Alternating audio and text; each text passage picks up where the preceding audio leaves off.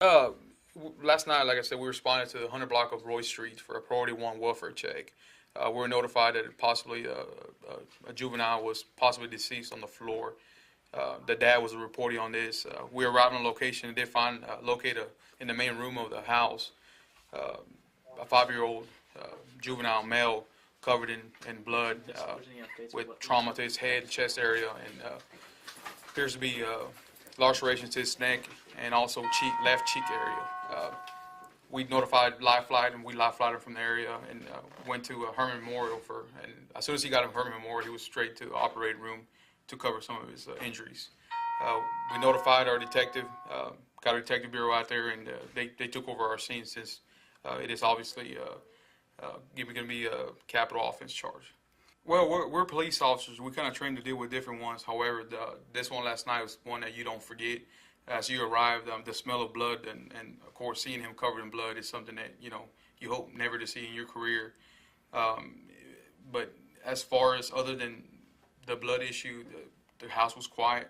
She was sitting in the couch, didn't say much to us.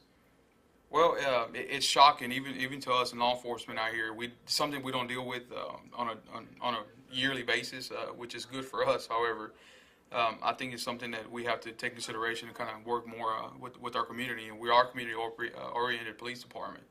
However, this is something that obviously we couldn't predict.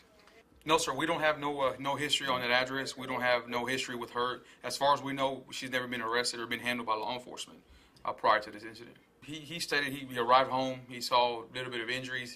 He didn't think nothing of it. It wasn't as chaotic as when we get there.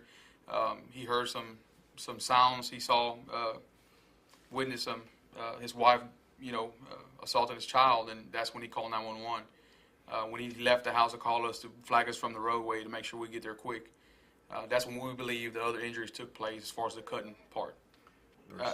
At this time, we don't have anything to be filed with him. He's cooperating with us, and he's giving us statements, and so far everything's been checked out. So far last night at the scene, the neighbors were all out in the streets asking questions, wanting to know what was going on. Everybody seemed very concerned last night at the scene. As much as this grows on the news and all that, we are getting numerous phone calls throughout the day asking questions, wanting to know if anybody should be in danger or if there is anything else going on.